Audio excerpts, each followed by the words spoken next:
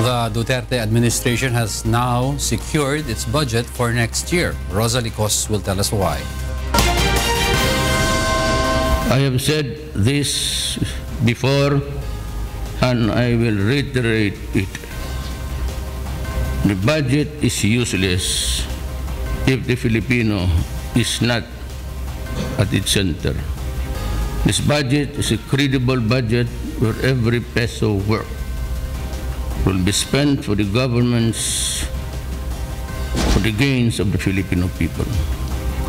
Let us work together to utilize government budget for the empowerment of our citizens and for the realization of our hopes and aspirations for our country. President Rodrigo Duterte signs into law the General Appropriations Act, or the national budget of his administration for 2017, which totals to 3.35 trillion pesos.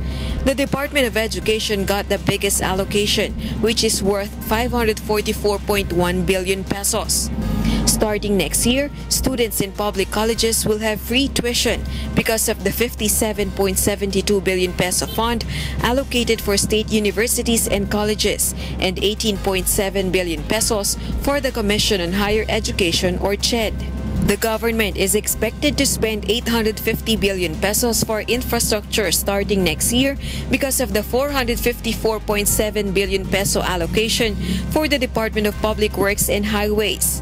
Meanwhile, the Department of Transportation gets a budget worth 53.3 billion pesos next year. The Department of the Interior and Local Government will have 148 billion peso allocation, which will be used for the anti-drug war, construction of additional jail facilities, and allowance of prisoners.